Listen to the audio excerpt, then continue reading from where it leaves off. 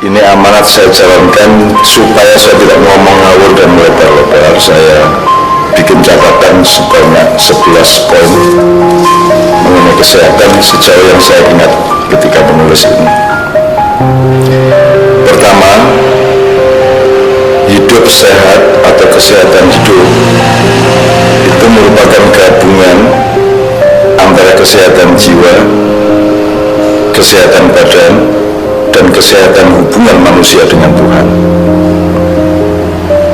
Gabungan itu artinya dia bersifat dialektis, terkait satu sama lain, serta bersifat komprehensif atau dia saling mendukung satu sama lain di antara unsur-unsur badan atau jasad dengan jiwa atau rohani, dengan posisi hubungan manusia atau makhluk apapun siapapun dengan Tuhan. Itu prinsip dasarnya. Tuhan adalah yang bikin manusia, yang bikin rohani dan jasadnya, serta memberi ketetapan tentang suatu sistem kehidupan yang hasilnya adalah hidup sehat.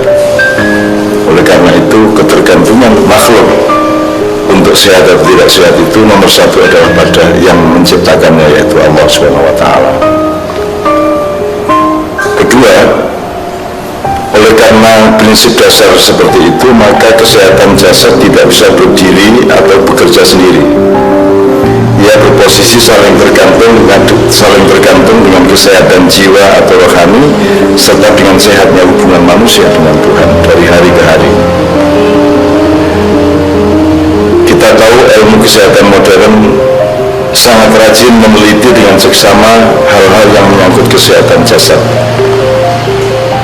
Ada juga sedikit ditemukan kaitannya dengan kesehatan psikologi atau psikis, tetapi tidak sampai pada spektrum kesehatan rohani, di mana Tuhan disadari sebagai pangkal ujung sehat dan sakitnya semua makhluk, termasuk kita semua.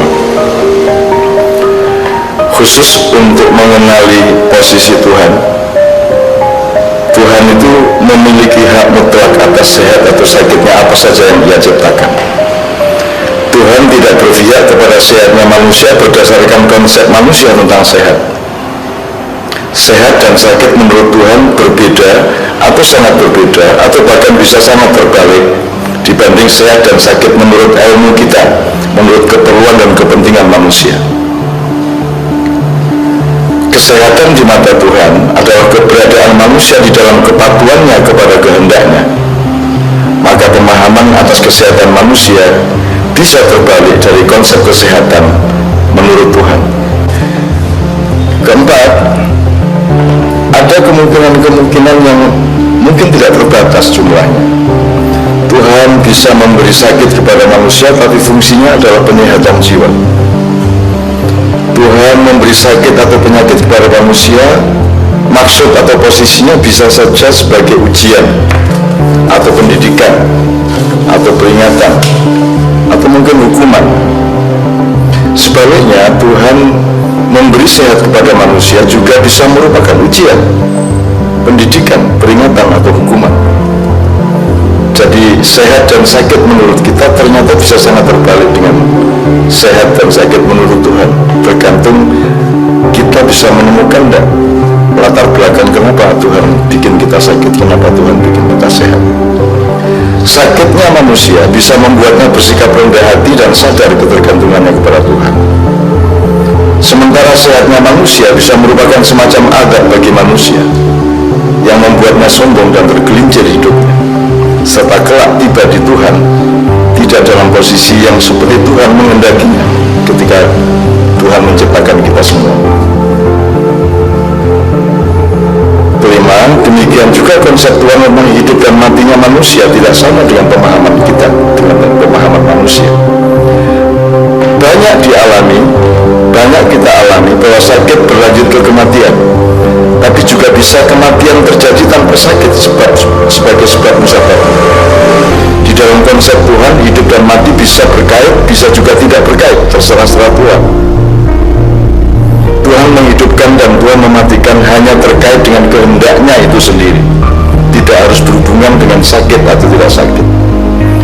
hidup dengan selalu menjaga kesehatan tidak harus diartikan supaya awet hidup dan tidak cepat mati. Yang paling murni dan masuk akal adalah menjaga kesehatan karena kesetiaan kepada Tuhan yang menitipkan jasad dan ruh ini kepada manusia dan kita semua. Keenam, manusia mencari dan menemukan amat sedikit dari ilmu kesehatan yang Tuhan maha menguasai keseluruhannya. Manusia wajib berikhtiar merawat kesehatannya, tetapi hakikinya Allah yang mengambil keputusan tentang sehat tidaknya manusia.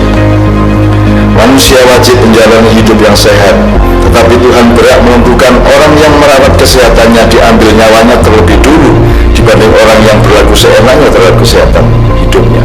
Itu terserah Tuhan, dan kita sebaiknya tidak usah membantah dan mengabdi dan ikut saja kepada Tuhan. Untuk itu tidak ada salahnya, tidak ada gunanya menyalahkan Tuhan dengan keputusannya yang dari sudut kepentingan kita seolah-olah semena-mena dan diktator itu.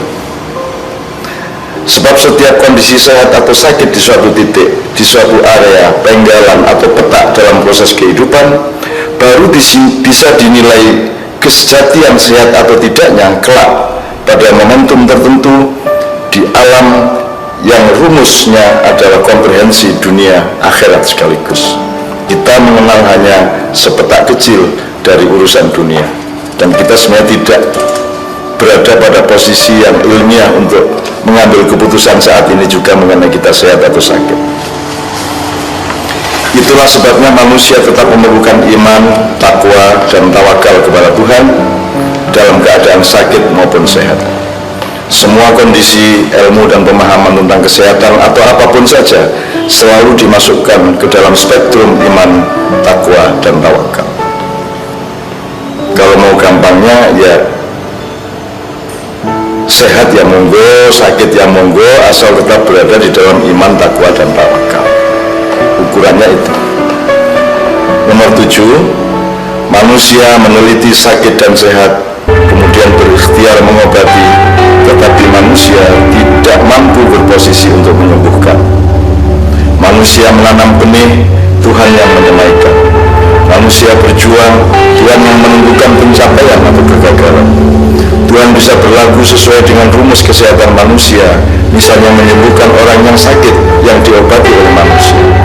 Tapi juga Tuhan berhak melakukan berbagai variasi perilaku yang lain. Ia bisa tidak menyembuhkan orang yang diobati atau menyembuhkan orang yang tidak diobati. Tuhan bisa mengabulkan kesembuhan seseorang berdasarkan pengetahuan kedokteran dan farmasi, bisa juga tidak menyembuhkannya atau malah menyembuhkan dengan obat dan sebab yang lain sama sekali, atau bahkan ditentang oleh kedokteran dan farmasi. 8. Kalau dokter, tabib, dukun atau siapapun disebut menyembuhkan seseorang dari sakitnya dengan menggunakan obat atau ramuan atau perlakuan yang dikenal baku dan diakui oleh ilmu manusia, mohon izin, kesimpulannya bukan ilmu dan obat itu pasti benar. Kesimpulan yang lebih waspada adalah Tuhan mengabulkan kesembuhan melalui apa yang diyakini dan dipergunakan oleh dokter atau tabib dan dukun itu. Sementara di saat yang lain Tuhan bisa tidak mengabulkannya, atau justru memberi manusia pengalaman di mana seseorang menjadi sembuh tidak berdasarkan ilmunya manusia tentang kesehatan dan pengobatan, melainkan ilmu yang tidak dikenal oleh manusia sama sekali. 9. Seseorang yang dekat dengan Tuhan mengeluh, "Ya Allah, sembuhkan perutku." Tuhan menjawab, "Baiklah, ambil daun itu dan makanlah." Belum sampai ia memakan daun itu, perutnya sembuh. Kemudian ketika perutnya sakit lagi, orang itu langsung mengambil daun itu. Ternyata perutnya tidak sembuh-sembuh meskipun sudah sekian lembar daun telah ia makan. Orang itu memprotes, "Ya Allah, ketika aku sakit perut, Engkau memerintahkanku untuk menyembuhkan pakai daun itu. Kenapa kali ini tidak sembuh perutku?" Tuhan menjawab, "Waktu sakit yang pertama engkau mengeluh dan minta tolong kepadaku, tapi yang kedua engkau tidak minta tolong kepadaku, melainkan langsung mengambil daun itu. maka perutmu tetap sakit, karena daun dan apapun tidak bisa menyembuhkan sakit perut. Dan sakit apapun yang bisa menyembuhkan dan yang berkehendak menyembuhkan adalah kemauan dan kasih sayangku. 10. Oleh karena itu syarat kesehatan hidupnya manusia ada 2 yang sebaiknya kita pilih, meskipun kita bisa saja diberikan oleh Tuhan tetap sehat tanpa memilih keduanya. Pertama, memastikan secara permanen dan simultan pemfokusan hati kita kepada Tuhan. Hati kita bertauhid, pikiran kita bertauhid, setiap helaan nafas bertauhid, setiap langkah bertauhid, arah hidup kita bertauhid, pekerjaan kita bertauhid, senang dan susah kita bertauhid, kaya dan miskin kita bertauhid. Yang kedua, berpikir hakiki, berpikir sehat, berpikir jujur, berpikir positif, berpikir kompatibel dengan kemauan Tuhan. Roh dan jasad manusia adalah sebuah organisme, sebuah sistem, suatu putaran ekosistem, hardware maupun bersama dengan softwarenya. Setiap ketidakjujuran rohani, ketidakjujuran hati dan pikiran akan mengubah manajemen ekosistemik di dalam hidup kita, sehingga potensial untuk menjadi destruksi, dismanagement, kekacauan, dekonstruksi, atau kekacauan atau kerusakan susunan-susunan kerjasama di dalam roh, saraf, dan jiwa kita, termasuk semua unsur jasad kita, sehingga produknya adalah sakit. 11. Maka hidup yang paling potensial untuk sehat adalah menghormati dan patuh kepada hakikinya kehendak Tuhan, kemudian membuka diri pada setiap kemungkinan pada ilmu manusia yang menyangkut sehat dan sakit. Tidak ada ukuran ilmu kesehatan modern atau tradisional, tidak ada acuan ini dokter atau dukun atau tabib, atau mungkin orang biasa yang dianggap tidak expert dalam kesehatan. Ukuran yang sejati dan yang lebih dekat kepada kesehatan hanyalah kejujuran ilmu kesehatan di tangan atau di pihak siapapun, serta sadar ketergantungan kepada kehendak Allah. Dari Allah kita hindari amarahnya, dan kita upayakan dekat kepada kasih sayangnya. Ini sudah ditulis dan bisa diperbanyak, tidak harus difahami sekarang, tapi mudah-mudahan setiap yang kita dengarkan bisa menjadi benih yang tertanam, sehingga dia akan ditumbuhkan oleh Tuhan, bersemai, berdaun, berbatang, kemudian muncullah buah-buah kesehatan di dalam hidup kita masing-masing, dan semuanya entah dalam waktu berapa lama, terserah Allah SWT. Assalamualaikum warahmatullahi wabarakatuh.